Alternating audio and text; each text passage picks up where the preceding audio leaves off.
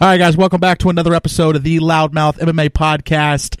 Today, another breakdown. It is UFC 213. I just wrapped up breaking down the Tough 25 finale with a dear old friend, the MMA Prophet, and surprise, surprise, he was able to join us on UFC 213 as well. He's going to stick around through the main card here. Once we get done wrapping up the main card, he's going to bounce. But we do got him for a little bit here. Prophet, I appreciate it, good sir. Thank you. Surprise, surprise, motherfuckers. There it is. And we got the old crew back. Because, of course, like every week, my trusted breakdown soldier, Shaun has. I'm going to Cal Ripken this bitch. I'm not in and out. There it is, man. You're the one man I can count on. You're the one man I can trust on. Dare I say you're my soulmate? Dare I say? MMA soulmate. Let's just clarify that. Well, for other reasons. we did discuss the fact I am not wearing pants. Not for any. I will say this is why. So when I was talking to Prophet, I was in my work clothes. And then when I finished up with him, I needed to charge my phone for a little bit. And I went up and I'm like, why am I wearing my work clothes? So I took off my work clothes and I put on a t-shirt. And I'm like, where are my shorts? And I could not find my shorts. So instead of putting shorts on, I am just wearing my boxer briefs. And Shaun, are you wearing pants? I am not. Would you like to explain why? I actually don't know the reason why. It's nothing exciting. My 5-month-old daughter spit up on them while I was feeding her dinner. And there you go. That's just dad life. I mean, are you wearing tighty whities or are you wearing boxer briefs? No, I'm wearing some jockey boxer briefs. Okay, I'm wearing Hanes, but that's another rivalry. I'm wondering, do they fit snug around the balls, or do they?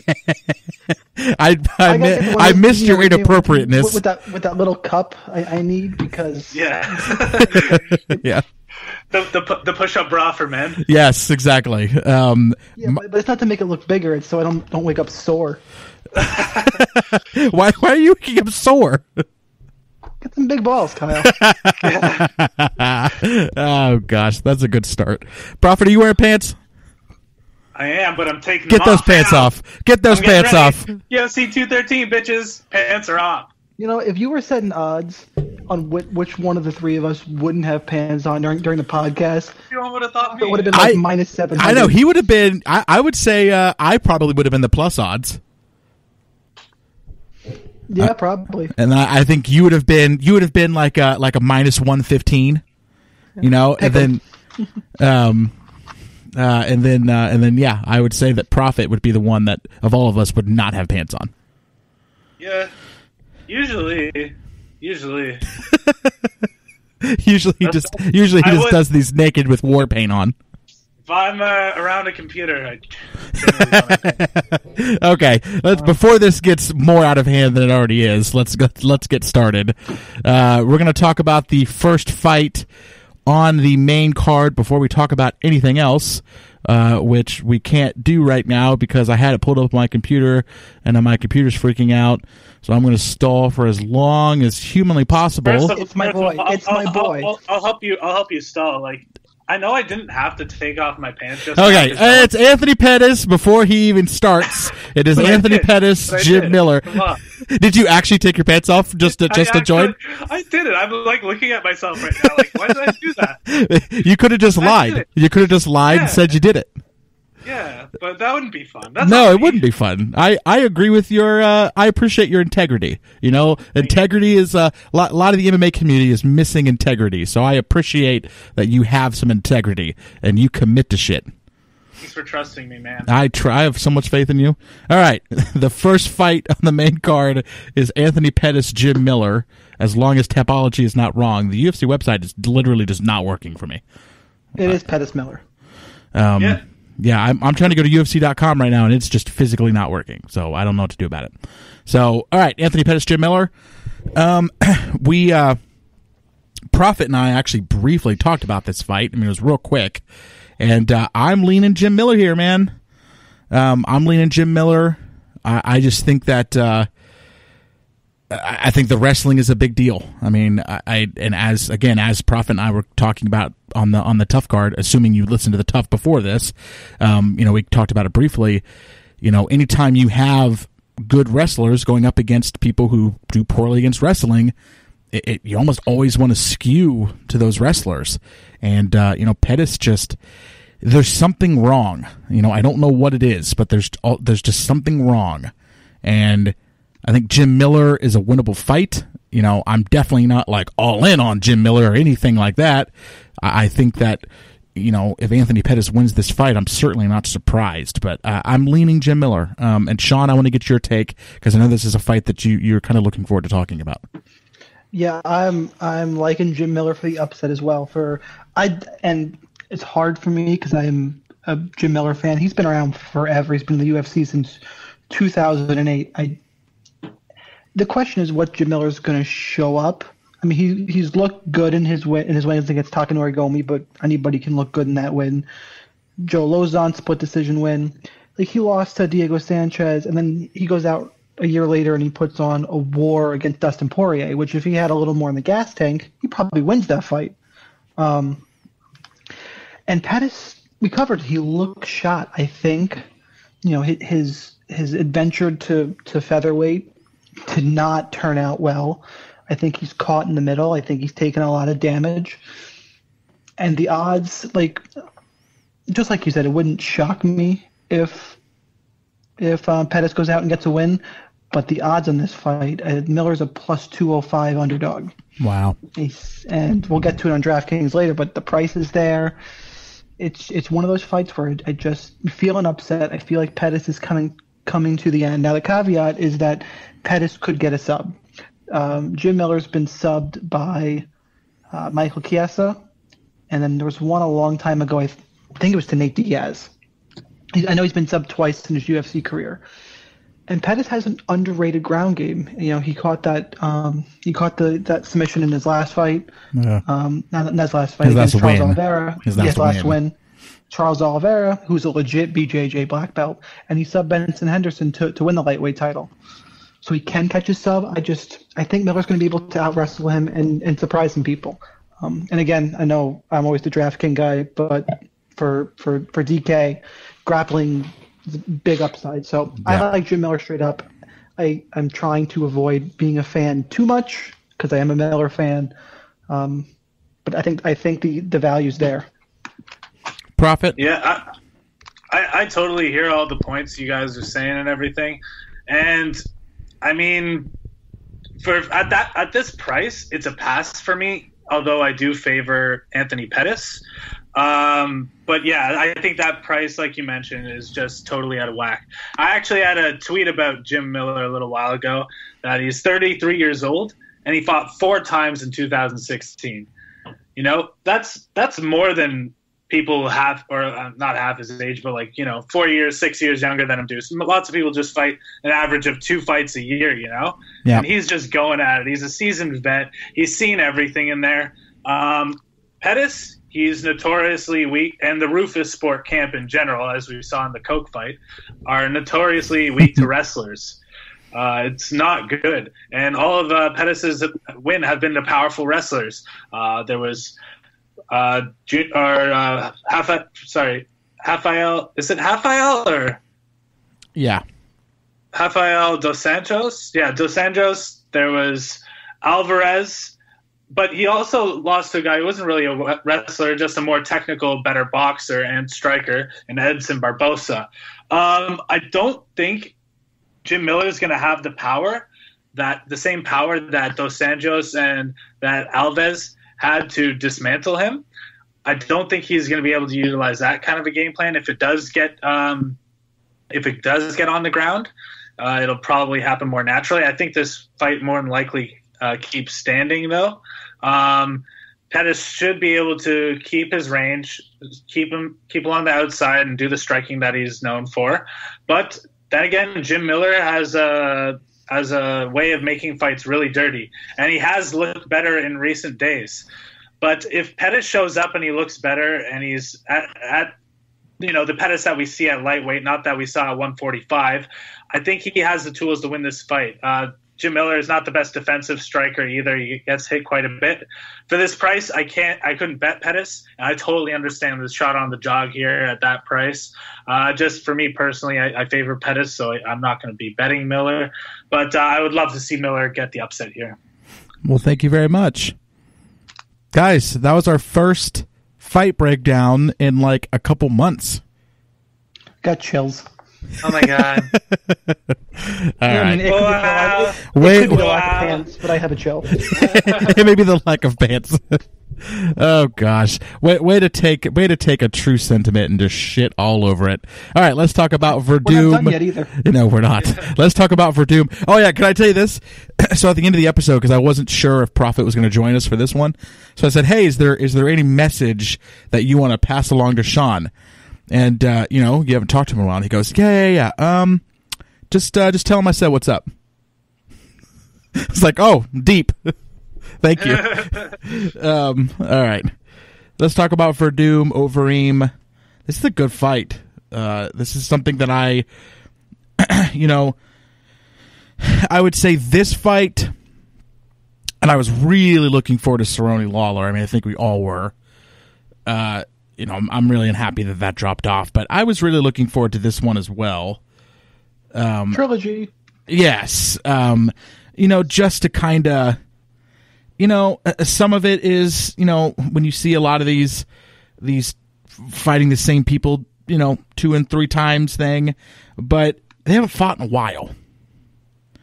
And I think the last time they fought wasn't even, and is this also kind of a weird thing? Because, okay, so their last fight was in Strikeforce, and the one before that was in, like, Pride, wasn't it?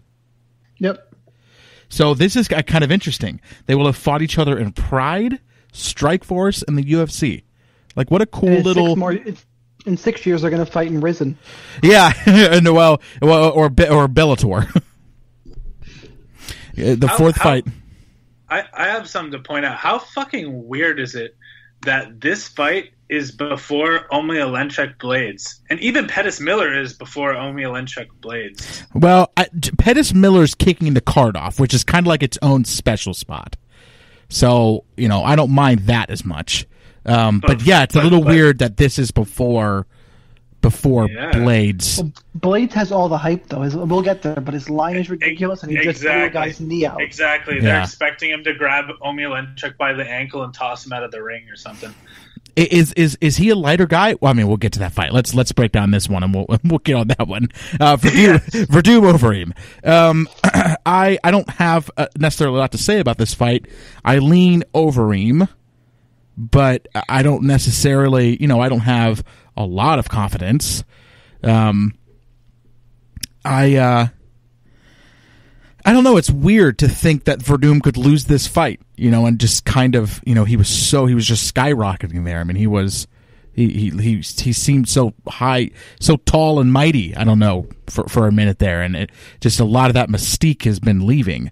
So it's just hard for me to imagine him losing here, getting knocked out. But that's kind of what I think is going to happen. I mean, I don't know. Prophet, let's start with you, and then we'll move over to Shaun. Yeah, he was certainly on top of the world after that Velasquez win. You could attribute that to the fact that he was at altitude. Yeah. Before Velasquez was, which definitely helped. His striking looked decent too, but since then, I mean, he's kind of developed a dad bod. He's been knocked out, obviously. His striking's been pretty decent, but not against strikers of Alistair Overeem's caliber by any mean. I like Alistair Overeem here. I think he'll be able to stuff the takedowns from Verdum. Verdum's never had the best takedowns. He's never had the best ability to get it to the ground. He's just kind of, one of those guys who's got hit, put on his back, and like hopes people goes into his guard kind of thing. Overeem's the better striker. He's got the reach advantage here. I think he might have a bit of height on Verdum, maybe not though.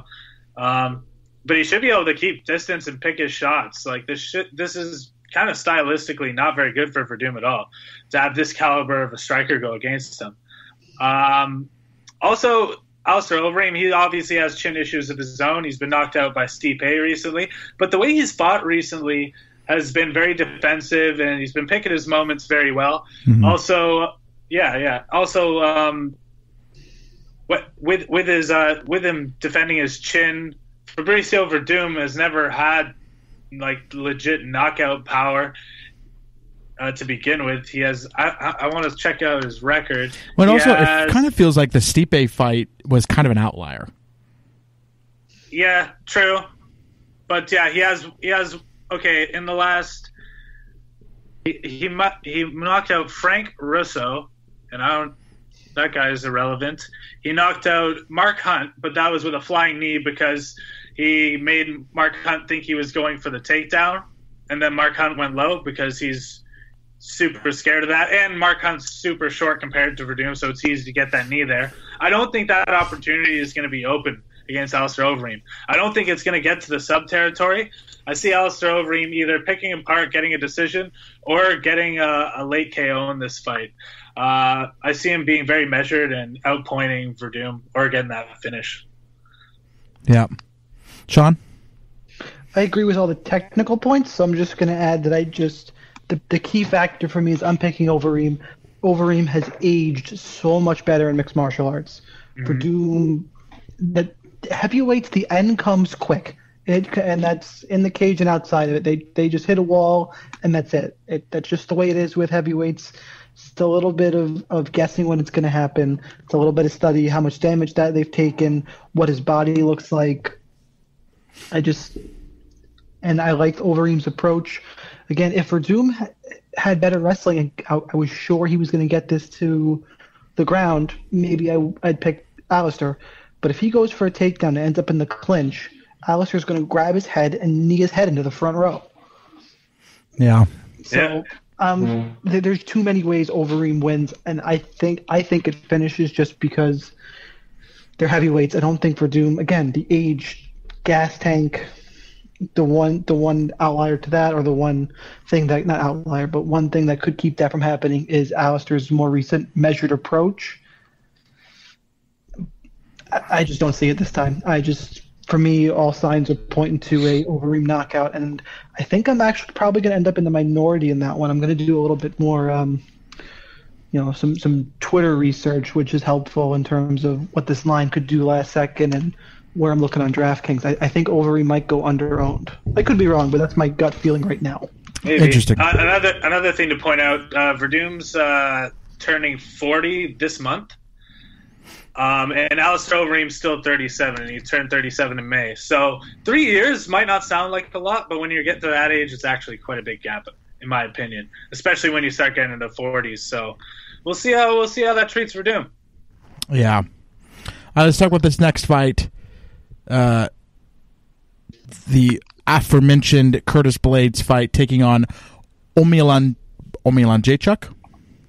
Omilan Jacek, young Jacek. JJ, this is JJ's father. Yeah. Uncle, maybe uncle. How do you pronounce this man's last name? I always mispronounce it. Omilanchuk, buddy. Or that's the best us North Americans have. Yeah, I mean that's the best we're going to be able to do. Yeah. I mean, it kind of doesn't matter because he's going to lose to Curtis Blades. So, I mean, I guess maybe that's why I can't remember. His name. Yeah, I mean, I think he's an interesting guy. He's been kind of interesting in the UFC in that he's beaten a lot of just nobodies. You know, anytime he faces anybody that's kind of worth anything, he's not beating them. You know, Olenek was kind of a decent win, albeit extremely close. When we get to Olenek, I'm going to have a stroke. Olenek Pesta, that's the... And then Danho, I mean, we all know about Danho. I mean, there's nothing else to even talk about with Danho. And then... Yeah, I mean, it's just anytime he's fought anybody, you know, Chris De La Roca, that doesn't mean shit. You know, he lost Anthony Hamilton, he lost it to Rolsholt, and then his debut is against somebody who I've never heard of. So, yeah, he's just one of those guys that anytime he fights anybody that's worth anything, he's really not doing anything. So, I think that Curtis Blades, I don't necessarily think Curtis Blades is I mean, he's not necessarily that good, but he's big. He's a big guy. You know, he is maxing out that scale. And whatever. Daniel is coming in not a whole lot heavier than Adam Milstead was. You know, so I don't know. I kind of think he's going to get tossed around the octagon and pretty much just controlled from moment one.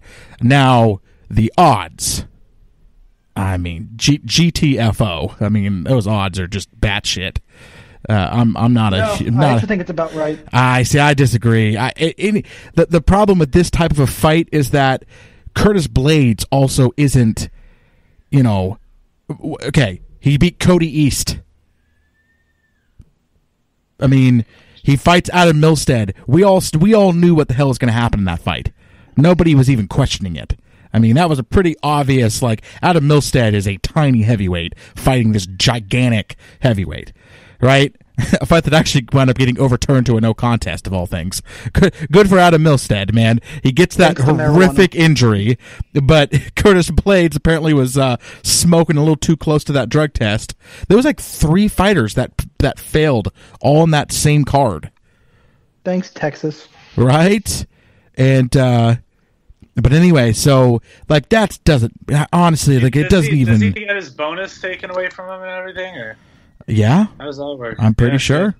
But yeah, I mean, he the win against Cody East is, I don't know, pretty pointless. I mean, are you reading into that fight at all? I mean, is anybody like looking at that fight going, "Hey, man, this is a good example of"?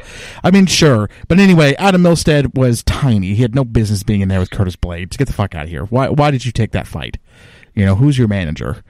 And you know, and now he's fighting. Dio. I don't fuck this name, man. Fuck these like Polish names and Russian names and it's awful. Can you pronounce the lady who's headlining? Shevchenko? Oh, good job. That one I got. Nice. That's kind of Russian-y. It is, but that one's a pretty easy one. This one's much tougher. All right, I'll stop yammering. Shaun, talk to me. Curtis Blades is going to take Daniel Omielanchuk, and he's going to grab him, and then decide what he wants to do with the fight. That's really it. I mean, I guess. It's not up to Omielanchuk. Omielanchuk, and you want to start getting technical, Stefan Struve took him down twice. Tim Johnson took him down once. Olenek took him down 4 times. Anthony Hamilton took him down 3 times. You're going to stop Curtis Blades from taking you down? No fucking way. Don't see it. Yeah. And the reason this fight is where it is because heavyweight is bad. Omielanchuk is ranked number 15. They see Curtis Blades. They need somebody. They need something. They need more. They got Francis Ngannou, but that's not enough. Yeah, they need something else. More. And Curtis Blades already lost to him. I think Blades, if he got a rematch, could beat Ngannou. What? To be honest. Because come on, like on the ground, like Curtis Blades should dominate, and it was a TKO doctor's stoppage. Like Blades could have kept going, and also Francis Ngannou got his legs buckled by one of Curtis Blades' jabs. So Ngannou though, I mean, he finished the fight 5 minutes after learning a Kimura. Somebody just teach him the guillotine. He'll win. Somebody just teach him a guillotine. God. Yeah, this is not up to Omielanchuk. He sucks. Yeah, Blades is better. I'm all in Curtis Blades, and if Omielanchuk wins, I'm gonna be drunk. And Olenek is your favorite fighter in the UFC? No, Victor Pesta. Yeah. You love Victor Pesta? We'll get there. Get you some Victor Pesta. No. What are you? Curtis Blades has also only won by knockout. That's it. Yeah, I think he continues this trend despite Daniel Omielanchuk he's never been finished by KO, correct? He has not.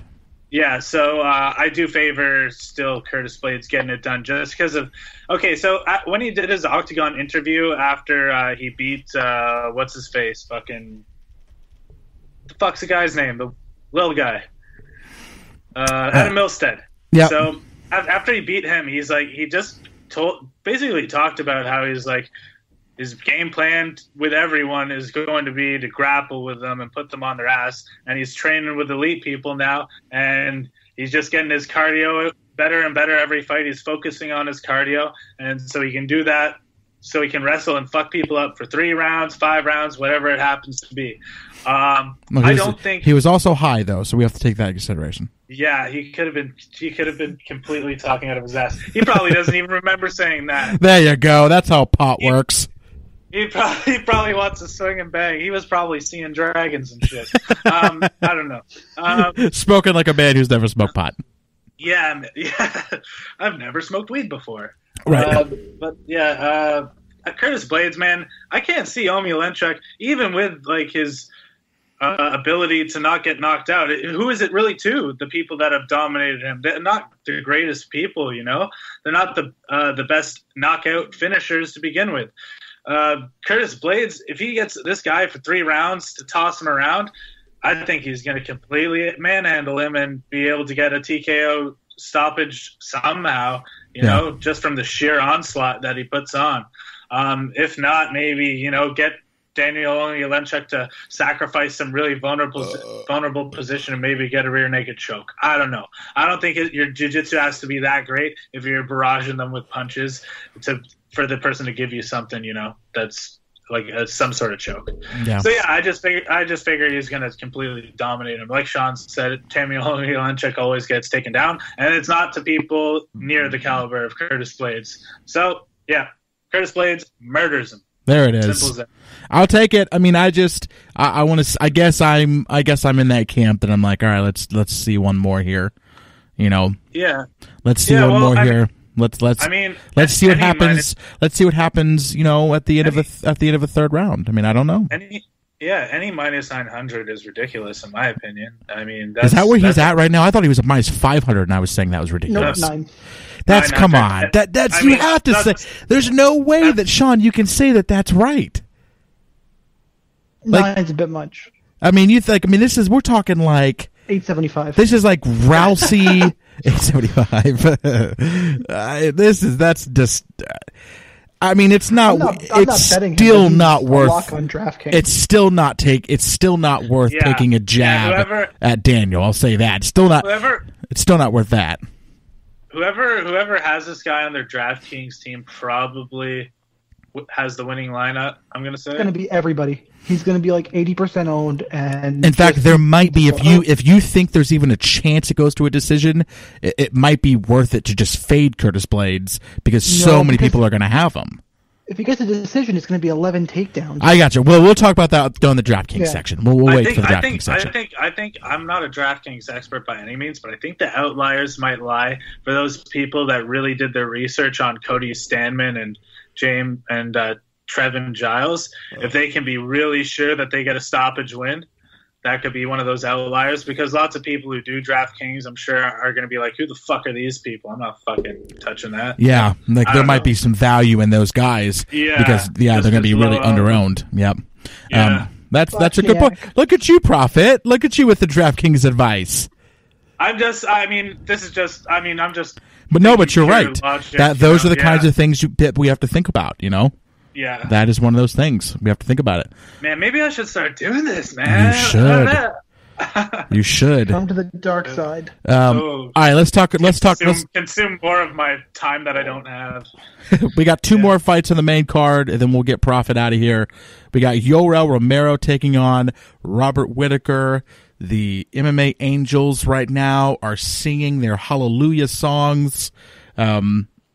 Maybe I'm the only one that's feeling this, but I love this fight. You know, you're the only one, bro. I might be the only one. Am I the only one, Shaun? No, fuck off. Everyone loves this fight, bro. Listen, but I'm scared. I'm scared because everyone loves it. These are the fights that end up disappointing. I hope I'm wrong. This is Woodley. This is Woodley Thompson too. Every time you're super hyped for a fight, something weird fucking happens. I hope it lives up to it. What I like about this fight is that the either outcome is I'm fine with. I wish they just gave the winner a championship, though. Well, but that might wind up happening. Honestly, like I'll say that. I'll say that I'm doing these rant episodes now once a week. So in this week's rant episode, or next week's rant episode, I'll rant about Michael Bisping, since it'll be after this. I don't think Michael Bisping's going to fight in the UFC anymore, but I'll get to that later. If Whitaker wins, he will. Yoel, he will dodge. And I think they both beat him, but he'll dodge Yoel. See, here's what I love about this fight. He's scared of the brain damage, but I think he can get just as much brain damage from Whitaker. Oh, yeah. He's underrated, man. He is. What I love about this fight is that, okay, if Whitaker wins, awesome. You take out a guy who, arguably the number one fighter in the division. I mean, I think that I think he's better than Bisping. I think Yoel Romero is the best guy in the division. So you win this fight. Robert Whitaker's took out the best guy in the division. He gets himself some fake gold, but whatever, that's fine.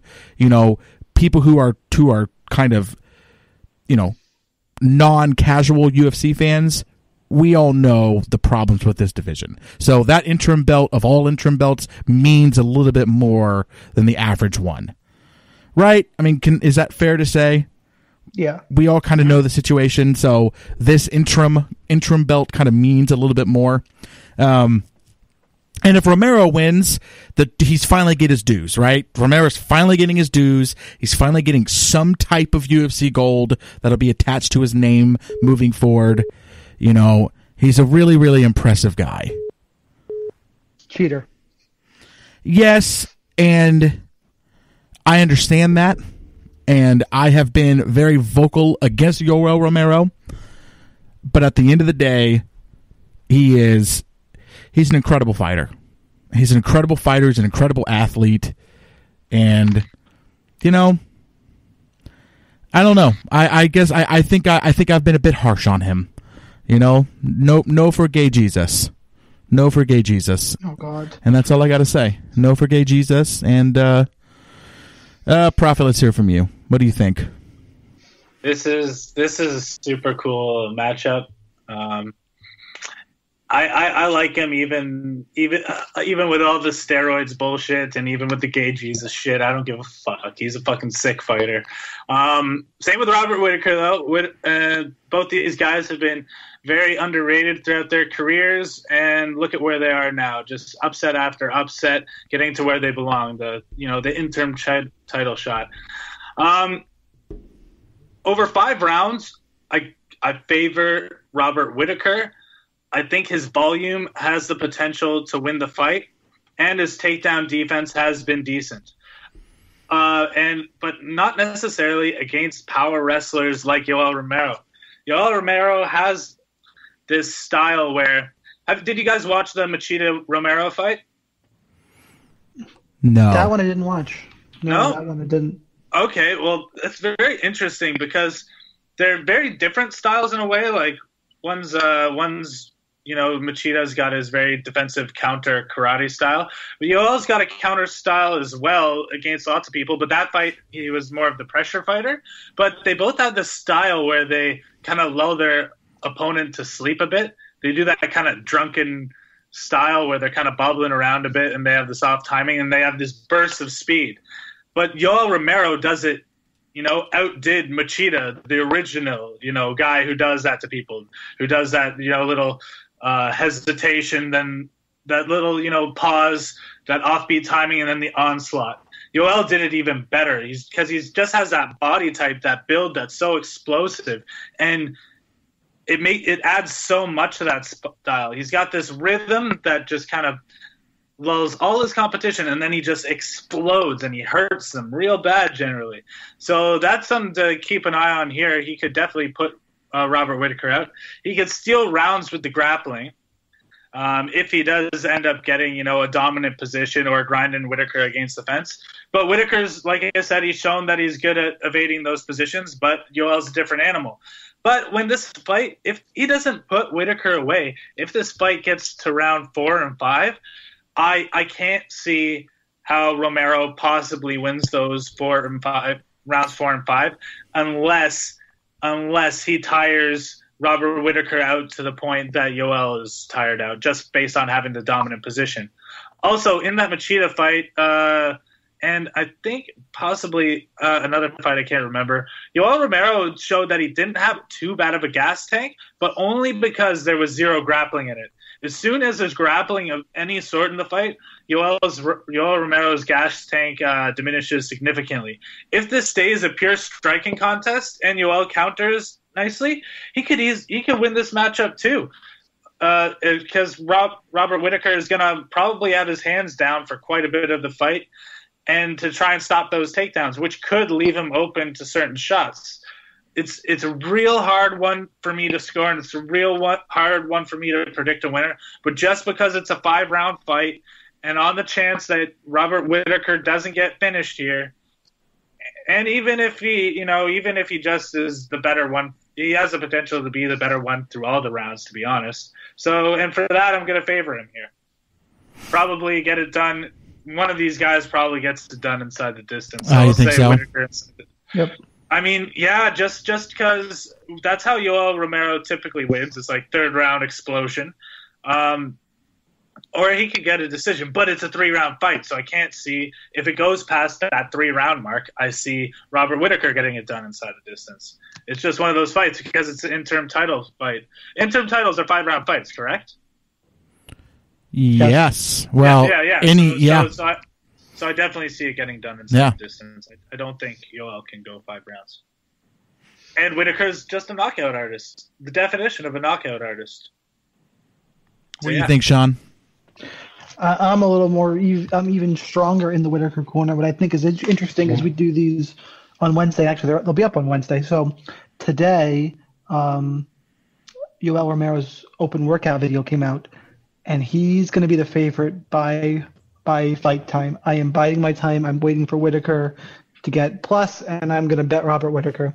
I think he can withstand the onslaught. He's underrated takedown defense. And I was blinded by my love for Jacare last time out. Not going to make that mistake again. Yoel's great. As much as I don't like him, I can see that. And I don't think because of his reputation. I actually don't think he's going to get away with anything this fight. It'll be interesting to see if he tries any of that. Sit on the stool too long, or I want to know who the referee for this fight's going to be. I'm actually really interested. Well, if you want the last Weidman fight, even it's Yamasaki. Yamasaki. I'm just kidding. I don't know. Because Yamasaki did the Yoel Weidman fight, and Weidman actually eye poked Yoel Romero, and Yoel Romero was like, "Yeah, I just got eye poked," and like Joe didn't believe it, Yamasaki didn't believe it. Weidman wanted to play it off like it wasn't, but you see on the replay, he actually got eye poked. But Yamasaki rushed him out of it because no one believes Yoel Romero anymore because he's a cheater. Even on that fight, he poured himself with water and he didn't take too long on the stool, but they had to wipe him off a solid 10 seconds after they were supposed to come back in for round 2 or round 3. I forget which one. So people are wising up to it, and they're not even giving him the benefit of the doubt anymore, even when he actually did get eye poked. If he does that water shit, I want whoever to give him a pre-warning. As soon as that water stuff happens, take a point. Not that it's going to matter in this fight, because I think it will. I bet as part of a parlay, I have a fight doesn't go the distance for minus 300 anchoring my parlay, because there's no way. So why do you hope he gets a point taken away? It's not even going to matter. It won't matter, but maybe, I don't know. I'll just feel better because I hate the cheat. I will just feel points better. For you. I just think Whittaker is going to be able to stop the takedowns. He's more technical. And I don't think that style is going to work for Yoel, where he lulls the person to sleep. Whittaker's too active. He's a very active striker, but not to the point where he gasses himself. He paces himself incredibly well. So I like Whittaker all around. I am waiting for the line to creep up, though, because after that workout video, which was impressive, I also, the one other thing I want to see is, I got to go back, and I'm sure they've done face-offs leading up to it. I just wonder what the size advantage is going to be for Yoel. Oh, he's so big. Can I say something real quick? So as far as height is concerned, maybe I'm crazy.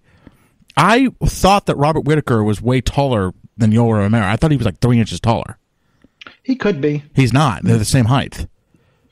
Jesus, he's built like, and Yoel's built like a brick shithouse. But isn't that weird?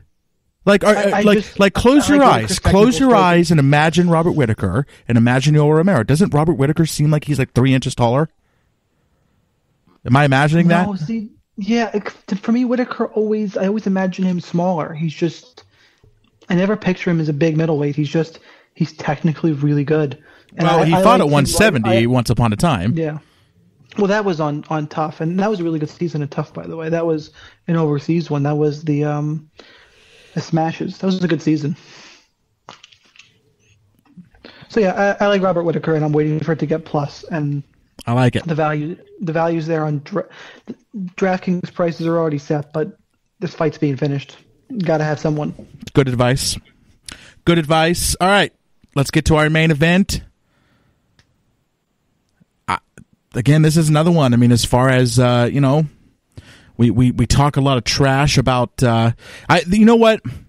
MMA Kelton said something, and I thought this was a really good point. He said this might be the technically best women's fight that the UFC has ever had, as far as two people and their technical prowess and the stuff behind him and all that kind of stuff. Like, this might be one of the ton of, I'm not quoting him properly, but like just a top tier talent wise fight that the UFC has really ever had. And I agree. This really is. If you're speaking technical, I mean, I guess, in terms of stand up, I would have gave it to Holly and Shevchenko. Just because, but in terms of like top tier, this is as elite as it gets. This is the Yoel Romero Whitaker of the women's. I agree. I mean, I really do agree. Like, I agree with that sentiment exactly. But it's like but what gives Nunes her edge is those just physical attributes. So those count for a lot for her. I'll read exactly what he said, so that way I'm not just like paraphrasing. He said, "You could make an argument that Nunes Shevchenko 2 is the most high level women's MMA fight ever." Yeah. And people have been. I'm interested now since I'm already here. I mean, let me just see what the comments are, because I'm interested in kind of how people looked at it. There's also Gadelia Jędrzejczyk could be argued. That's good. Grappler striker. That's real good. That's probably that'd be my number one.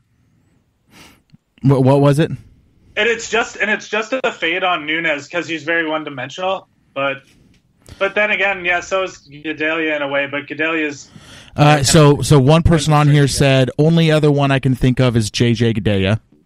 Yeah, that's what we just said. Yeah, and then he's somebody else further to say the JJ Klaja fights were up there, and then of course there has to be the, which isn't saying much, followed by somebody calling him a hater, and then him saying, "Am I hating, or are people getting excited over a garbage can on fire?" What? It's ridiculous. What a ridiculous sentiment. It's funny to say that, though. I know. I get it. But that guy's not doing it to be funny. He's doing it because he's probably an asshole. Yeah. I don't know. But anyway, about this fight, I am all in on Amanda Nunes. All in. 6 ways from Sunday. I'm not questioning it. I am not concerned with the events of the first fight. So you're thinking a first, second round finish? Not necessarily. You think she can win a decision? I think she can win a decision, absolutely. Come on. It's me and you against the world, Kyle. I don't think she will. I'm not saying that she will. I'm saying that I think she can. I she think could grapple Shevchenko to death. I think this whole thing is getting overblown. The other thing is, just from this perspective, and then Shaun, I'll let you talk. I'm sorry for interrupting you. The other thing about this is that I first of all, I think this thing's really overblown. She beat the fuck out of Shevchenko. Like, get out of here. Everyone's acting like this thing. Yeah, she gassed out. Which is easier? Tell me which is easier to fix? You being worse than another person, or a gas tank? Which do you think is more easily managed? The fact that you are just a worse fighter than the other person, or that the other person needs to learn how to conserve energy? I mean, that one thing is a lot easier to fix. I'm about to go off, boy. All right, Shaun, you go. Shaun, you go first. That way we can hit him twice. Oh my God. Everyone is on Shevchenko, and if I'm right, and I'm not as confident as Kyle, but I'm picking Nunes. And if I'm right, I'm going to make all the money on DraftKings. And on DraftKings, by the way, cash games, I'm stacking this fight. Tournaments, I have Nunes. she's with ATT. I think we would all agree the top, if not one of the top 2 camps in the game. And the fight's already happened. And the fight already happened. She's at the best camp, yes. She's at the best camp. The fight already happened. Literally. 3-round fight to a 5-round fight. But why she lost round 3. And she was going to lose round 4 and 5 if that fight progressed. But this is Alex Oliveira to me. Just because it happened once doesn't mean it's going to happen again. Because the gas tank is an easy thing to fix. I think it's gonna look even less competitive this time. If you look at where she won this fight, it was on the ground, and it was because of a positional error that Shevchenko made in both rounds 1 and 2 to get on the ground. But Shevchenko's shown a lot of improvements in the grappling area. The only thing I am literally concerned of is a submission on the ground from Nunes, probably by a rear naked choke, because Shevchenko does something stupid again. If you're looking at this fight just on the feet, Nunes didn't really do that much on the feet. Shevchenko's defensive striking was good, and she did enough to make it pretty even on the feet. Where it did get competitive or less competitive was on the ground, where Nunes kind of took over. Define less competitive. She got murdered. She just came back from the dead. Wait. Nunes' striking is going to improve. I didn't. The camp point. Her cardio is going to improve. Her strike is going to improve. She just spams. She spams like the same combinations, though. She just knows that knocks people out, and that's her bread and butter. She's gonna Derek. That's all she's had to do. Exactly. And what happened to Derek Brunson when that was all he had to do? He got fucking. No. He went too far. He went way too far. But I don't think that's going to be a reason that Nunes stops this trend of trying to do that same thing over and over again. Because she knocked out the great Ronda Rousey. She knocked out Misha, or she submitted Misha Tate. But she didn't go balls to the wall until clearly Nunes and Rousey. You could see it in their face. She caught them with a 1-2, and you could see they were both done. And she went in for the kill. She didn't Travis Brown it. She didn't just look at him. She said, "Oh, you're fucking hurt. I'm gonna come and finish you now." So you're assuming she's just gonna go balls to the wall without seeing she's hurt. I don't think she will. Too well trained. It's a close fight. I don't get why everyone's all over Shevchenko. It's five rounds, man. If Nunes doesn't get that finish, this cardio thing is like it's a big key, because Tyron Woodley, he trains at ATT. He still doesn't have his cardio in check after so many fights. He's a Duke Rufus guy. I don't even know what he is. He trains with Gene Thomas and them. No, I get it. He's a weird example though, but I got you. But like, he's a champion. He knows his cardio is an issue. He's going to train his cardio just like Nunes is. But it's their body style. It's that fast twitch muscle that's giving them all that power. It's how they fight. And if there's an ounce of grappling in this fight, Nunes is going to gas 10 times more than Shevchenko. We've seen Shevchenko go 5 rounds. We've seen her beat Holly in all 5 of those rounds, or maybe not all 5. Maybe she went down 1 round or something. I forget. But she does. That's such a huge advantage in this fight, considering how dead Nunes was in that 3rd round, and how she hasn't in her most recent fights had to go outside the 1st round. This is going to be a big wake up, man. In my opinion, especially if she doesn't get the same opportunity she did in the first fight. Even if she does, if it goes the same way of the first fight, I'm cool with that, because rounds 4 and 5, I see Shevchenko getting a finish. I see her finishing it late in that fight. I don't see it going to decision. There's so many assumptions that in mind, you're assuming Nunes is going to fight the same way. You're assuming she's going to gas out again. But you're saying that there are assumptions on my behalf. My assumptions are probably more favorable than the assumptions you're making, that you think for some freak reason she corrects it. But I don't think that's a freak reason. Even if she didn't, she could finish a rear naked choke in round 2. She didn't last time. She could have finished that fight. But the other thing is, again, because you're saying it's more of an assumption. How is it more of an assumption that someone who was literally just worse? Shevchenko was just a worse fighter. She was a worse fighter, and that's so untrue. How she lost. And she lost because she got beaten so badly. She got beaten so badly. She didn't lose the third round, but she had a 10-8 the round before it. I mean, I'm just saying, we've already seen the fight. Now, that fight, okay, I don't think it happens that same way. I think you're going to see a much more methodic Amanda Nunes. Amanda Nunes has continued to get better, and so has Shevchenko. But Shevchenko hasn't even fought the same caliber competition that Nunes has. What do you mean? No. I know. I guess I shouldn't say that. I gotcha. I'm taking it back. I took it back immediately. I took it back immediately. I know. I just gotta say, I'm not. This isn't towards you. This is just in general that Ronda Rousey and Miesha Tate are some of the worst strikers that have ever been champions ever. They're not good. They're completely just. Well, Holly Holm is also horrendous. So she's a horrendous grappler. She's super gun shy, but in the striking aspect, if it's a pure striking matchup, she should have a pretty good advantage there. And she got outworked with Shevchenko. Shevchenko timed everything. And when it came to the striking in the Nunes matchup with Shevchenko, watch it again. The striking was super competitive. It wasn't like a blowout by Nunes. It was only when she capitalized on errors that led it to the ground. But I mean, you gotta imagine Shevchenko knows exactly what she did wrong. No, not putting yourself in those. So why would Shevchenko know exactly what she did wrong, but not Amanda Nunes? No, because Amanda Nunes can know what she did wrong all she wants. Correcting it's a lot more difficult because a cardio thing isn't something that gets corrected that easily when you have a fight style like that. That's my thing.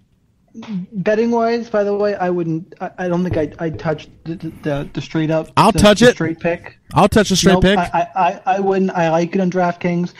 What I would bet, by the way, and you know, Prophet's here, so you know he can. When I lay out my bets now, he can call me a fucking moron. But I would make 4. I'm thinking about doing this. I can make 4 1-unit bets, and if any of them hit, I'm on a profit. I can bet Nunes in round 1 for plus 475. I can bet Nunes in round 2 for plus 650. And then I can bet Shevchenko in round 4 for plus 1575. Nope, sorry, plus 1200.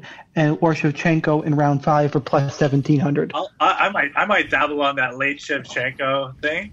1200 and 1700, as much as you like Nunes if it gets there.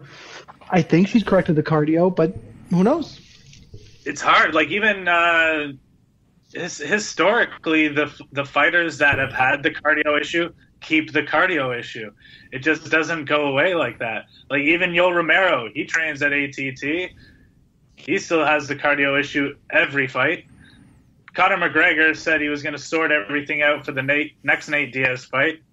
He couldn't, he still won the fight. It was very went 5 rounds and won the 5th round. I mean, his cardio was not there. You gotta tell me like his output wasn't there. It just wasn't. His cardio was still weak. You gotta admit that. I mean, of course it was. He won the 4th round. I don't think he won the 5th round, but either way. Yeah. But either way, no, your point's valid. I get it. I think you're going to see a much more methodic Amanda Nunes, and I think she's going to get some takedowns. I think she's going to grapple. And when she gasses, it looks bad. She wears it so poorly too. We'll see. It's funny. Listen, I know that you turned down the last bet I was trying to make on the last one. I'm willing to bet you on this one too. So what are we betting for? I mean, we can go old fashioned and do some logo switches. Yeah, I wouldn't mind you wearing my logo for a bit. You want to do a logo switch? All right. How long's the logo switch? You can decide the terms of this. All right, you got to do it immediately as the main event ends, and you got to keep it up for 24 hours. 24 hours. A whole 24 hours? No. I was thinking more like an hour. You do 3 days for every round the fight lasts. That's not. I'm not going to agree to that because if Shevchenko wins, it's going to be like in the 5th round. So I'm not taking that. Nunes corrected her cardio, man. No, I'm not going that far with it. I'll bet you straight up. What you're saying? No, sure I do. I don't feel like having your ugly ass logo as my thing for 12 days, which is what would end up happening. I'm just kidding. But yeah, I wouldn't hate on anyone for betting Nunes. She's got legit capabilities to win this. What I'm going to do is, because these are my... I can't see her winning a decision here. No way. These are my hard lines. My hard lines are Nunes by victory and Ishihara by knockout. So I'm going to parlay those two things, and I'm going to bet a sizable amount of money. That's my only bet I'm going to make is that parlay those two things with a sizable amount of money. A couple $100. I'm going to throw a couple $100 on it. Buddy. But you're risking it all with the Nunes thing. No, but I just feel very confident. I feel very confident. Hey man, you called Clay Guida, so keep it up. I don't know. I don't know. I don't know if getting Clay Guida right really does too much. But yeah, I mean, that's pretty good. That's pretty good when the world's against you, man. I love hitting those picks. I did because I was so confident, and it was just like everybody was shitting all over me. I'm like, I'm telling you guys, I don't know why you guys are getting duped by Eric Koch again. I don't know why everyone's getting duped by this guy. I'm so glad I wasn't on the podcast because I probably would have shit on you. And I would have looked like a fucking idiot. That's normally what happens. All right, Prophet, get the hell out of here, man. Okay, fuck you guys. Bye. Goodbye. It was good breaking it down with you. Have a good one, guys. Yeah, dude, it was a blast. Thanks for coming on. Shevchenko. How was that, Shaun? It was nice to have him back. Now we gotta run through these last fights, though. Yeah, we're good. We're at 56 minutes, so let's kind of plow through these. All right, Travis Brown, Olenek. Olenek. Oh, I got to tilt for a second. What an interesting guy that Olenek is, man. His record is so fascinating. First of all, he's 51-10. That's crazy. He's got 10 wins by fucking Ezekiel. It's so crazy. What a weird thing. A bunch of scrubs. Yeah. Travis Brown, if he had any kind of killer instinct, would have beat Derek Lewis. Here's what it comes down to. Can Olenek get down Travis Brown? I don't think so. Brown's takedown defense is good. We've seen him knock people unconscious with those elbows. And I'm hoping he has a stand-up advantage. I'm thinking he's learned from it. He's just a better fighter. So he is. As much I hate it. It makes me queasy. Yeah, me too. But you know what?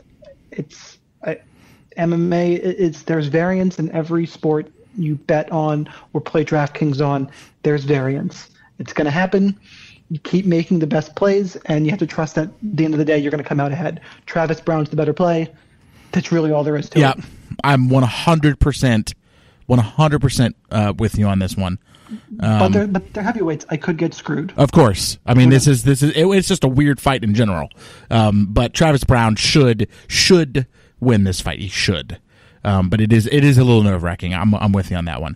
Chad Laprise, Chris Camozzi. Chris Camozzi was originally supposed to fight Brian Camozzi. Sorry, Brian Camozzi, the younger brother. He was originally supposed to fight Alan Jouban. Now he's fighting Chad Laprise, a much more winnable fight than Alan Jouban, I think, would have been. The line on this fight's nuts in my mind. I don't know what the line is. I have not looked at any lines. I have not looked at DraftKings prices. If you had to guess, what is the line on this fight? Ooh, Chad Laprise minus 150 would be what I would put it at. Yeah, he's minus 500. Oh, God. I mean, that's a little goofy. I definitely think Chad Laprise wins here, but I would not have... Brian Camozzi is not very good. So, I mean, I definitely have Laprise winning, but minus 500 is that's a little batshit crazy. It actually opened up at minus 300. Ew. Yeah, see, minus 150, that's where I'm at. I think minus 150, it's short notice. Neither guy gets a full camp, but Brian Camozzi been training for a fight the whole time. Chad Laprise hadn't. So, Laprise, by the way, his last win, he beat T-Bolt Gowdy, who sucks. Yeah, I mean, just in general, just not impressive. He lost to Ross Pearson. He's not good, but neither is Brian Camozzi. No, Brian Camozzi is worse. I mean, that's the big thing. Yeah. I'm gonna pick Laprise, but it's a stay. I don't want any part of this fight. And if this one comes back to burn me, so be it. Yeah. It's a stay away. I can't. But Leprizi's clearly better. Yeah. All right, Thiago Santos taking on Gerald Meerschaert. I am a big Gerald Meerschaert fan. I think he's the real deal. I'm coming back around, by the way. We've talked about this fight today. Yeah, we did. And I actually talked to Ryan James right before I did my first breakdown with Prophet.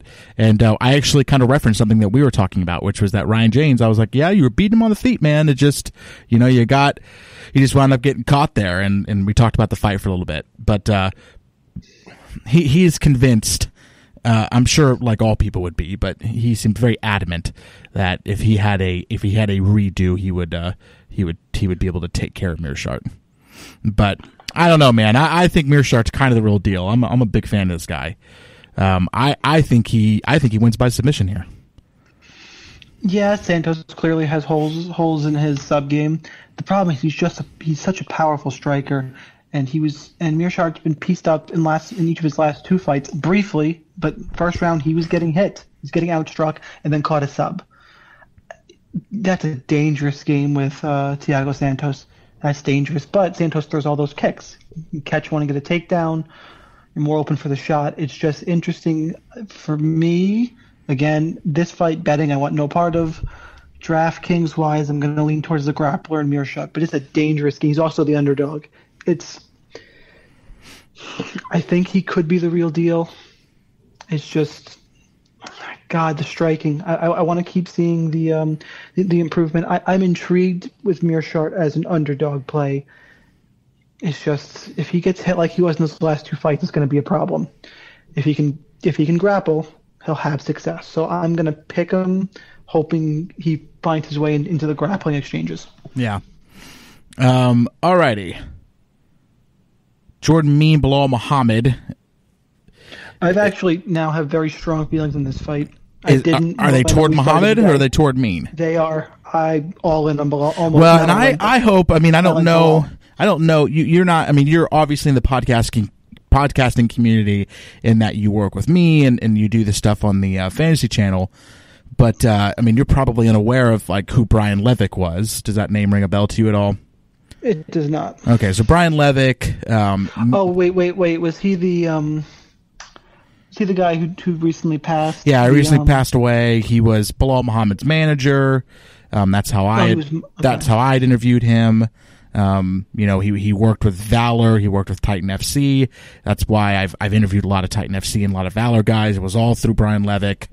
And, he also managed some UFC fighters, Desmond Green being one of them, Bilal Muhammad being one of them, Jose Torres. I'm sure you're familiar with him. He's not in the UFC, but I'm sure you're familiar with Torres. He was managed by Brian Levick. So I hope that Bilal Muhammad gets a win here, and I hope he gives a shout out to Brian.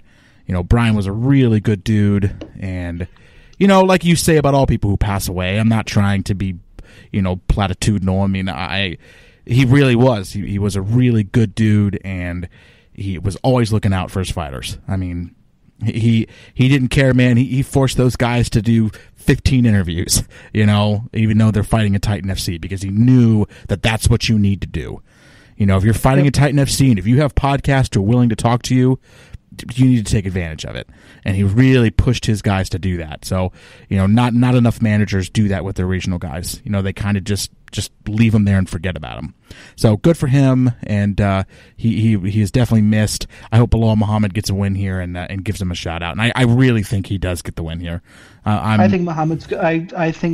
We just talked about something serious, and the only way I can describe this fight now, after looking at it more, is I think Bilal Muhammad is going to wrestle fuck him for 3 rounds. Yeah, there you go. Very well, honestly.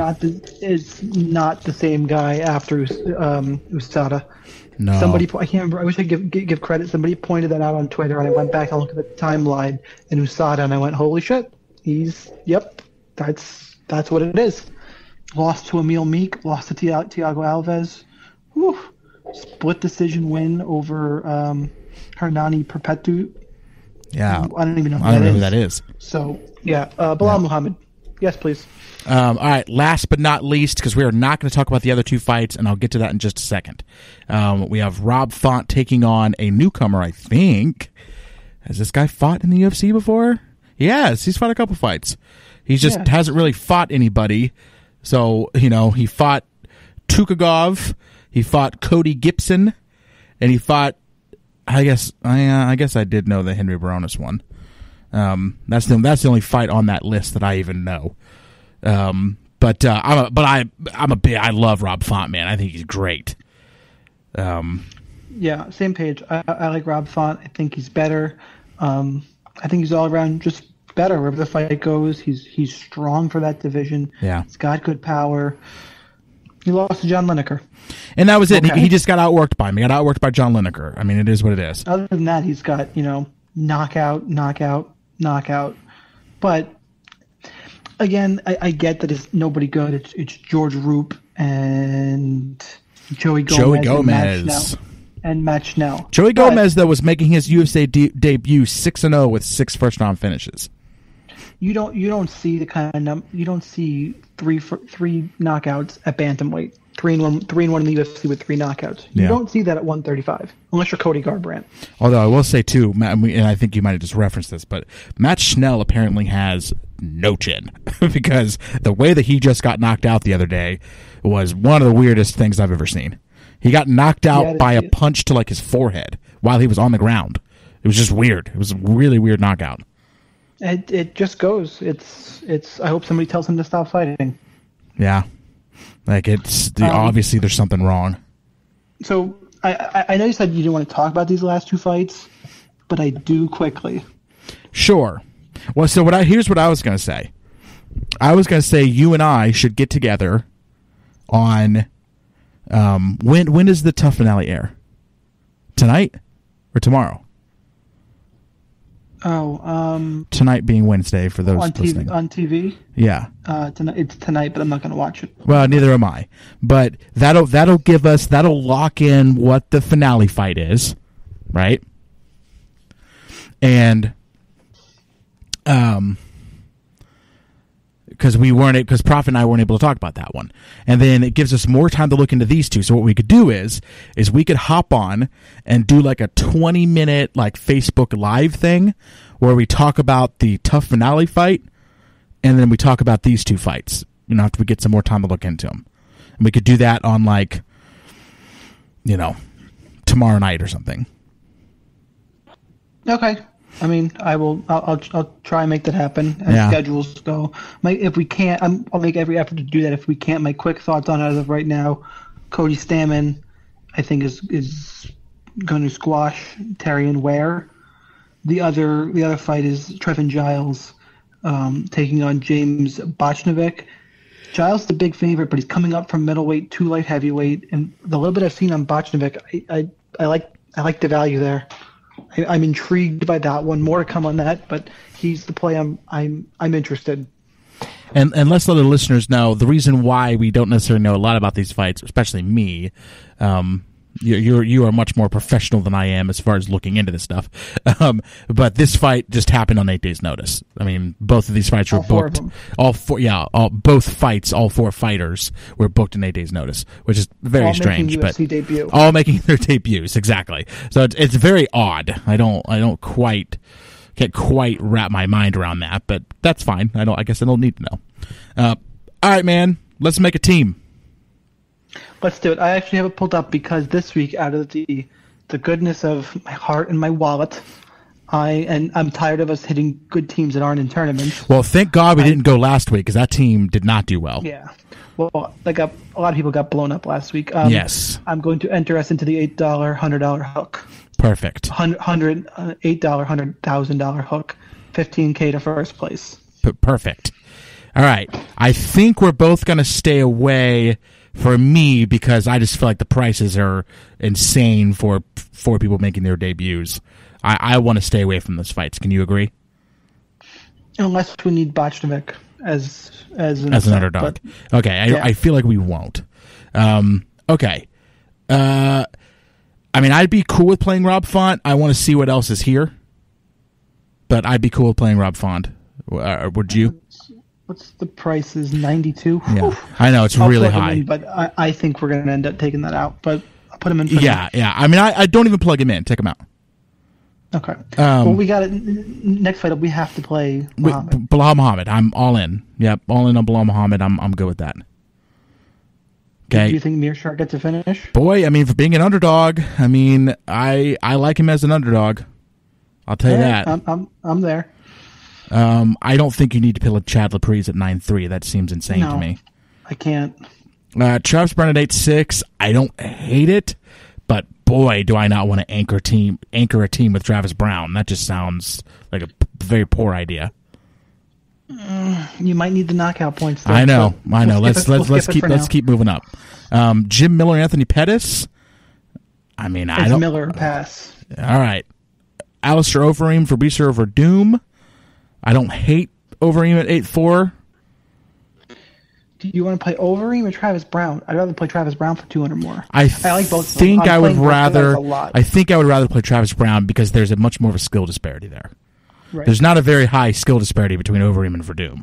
There is a significant skill disparity between Brown and Olenek.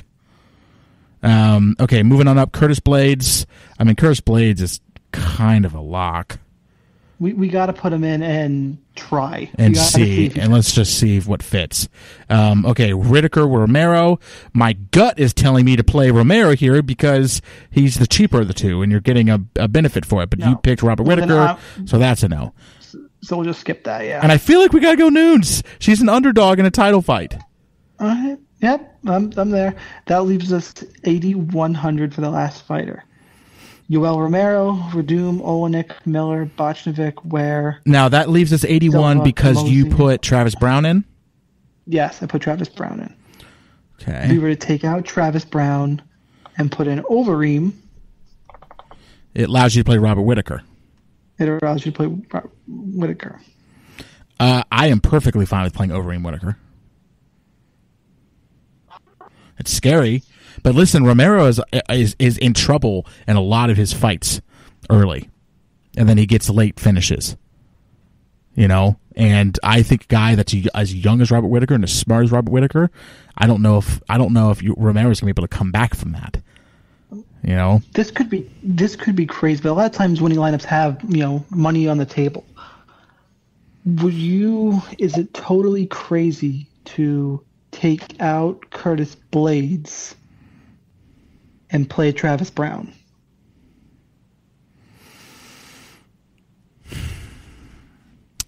What's your logic?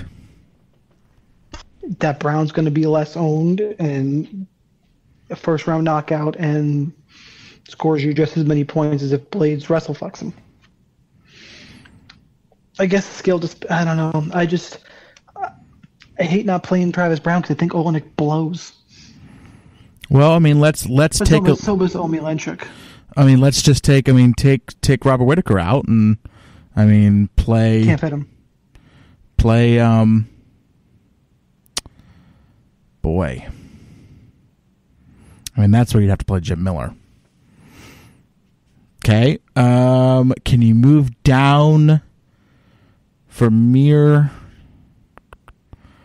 Look, man, that's a tough sell. Who else is in that range? Man, that's it. Because, you can't really play Travis Brown and Curtis Blades with the format that we have currently. Right. But, boy, do I really like the way... Okay, so let me plug this back in. So I think what you're suggesting really is the only option. Because I really do like the idea of playing. Let's just go here. Bilal Muhammad, Mearshart. Mearshart is the biggest question mark here. Okay, then you got Overeem, Nunes, and Whitaker. That's a really solid.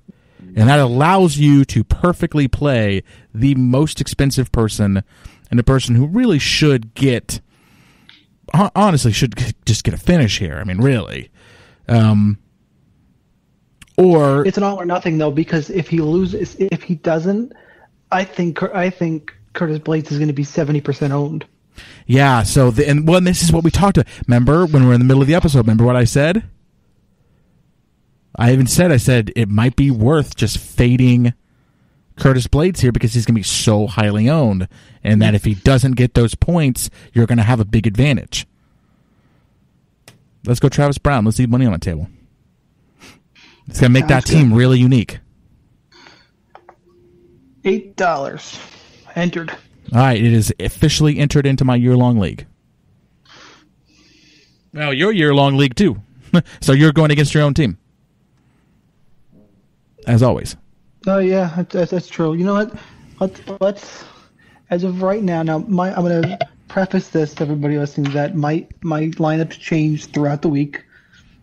But my year-long league right now, I will give that lineup out. So right, you know what I'll do for the year-long? I'll replace Brown with Curtis Blades. Okay. That's what I'll do. And the year-long, I will, just to make it a little different, I will replace Brown with Curtis Blades. I think that's actually a really good idea. Yeah, the year-long league, you know what? We're actually close, but I found a way to play Overeem and Brown. So right now in the year-long league, I have Curtis Blades, Travis Brown, Amanda Nunes, Alistair Overeem, Robert Whittaker, and Botchnovic. Yeah, see, that is a good team. I mean, do you really think Botchnovic wins? I think he's bigger. I think for 7,200, two guys on 8 days' notice, anything can happen. It's one of those, and I feel pretty good about the other five. I think of those other five, actually think Nunes is my biggest question mark. Yeah. All right, But it's MMA, man. Who knows? Yeah, no, but that's a good reason, good enough reason as any. All right, my year-long league is locked in. Curtis Blades, and then everything else you guys already know. All right, man. I appreciate it. Tell us where to find you. I am on Twitter at Shaun Ihaz, and I am still doing the MMA Sweat blog on Roto Grinders. It's been a while. I'm just doing pay-per-views, but you should look for that on Twitter. It'll be out, I'm hoping, Saturday night or Sunday morning, depending if I'm able to proofread it before I post it. So check that on Roto Grinders. And really, yeah, Twitter, Loudmouth, and the MMA Sweat. Oh, and also, I almost forgot, I'm about to record the Daily Fantasy Scramble on the Daily Fantasy MMA channel, which Brett Appley runs. There you go. Where we look at upsets for DraftKings. So if you listen to this, though, you have a pretty good idea where I'm leaning. Yeah, for sure. All right, man. I appreciate it. You know what? It was fun. I'm looking forward. Do we have a fight card next week? We do. It's the Gunnar Nelson card. I love Gunny. I mean, I do too. He's like my favorite. He made me a crap load of money last time out. Yeah, I'm looking forward to that one. It's a Sunday card. All right, man. Oh, another Sunday card? Yeah, but it's like Sunday afternoon. All right, I guess I'll it's like a cookout card. It's like a good cookout card. You know? Throw some on the grill, watch some MMA. All right, man. No more Sunday night. No Sunday night. Yeah, we'll talk soon. Bye.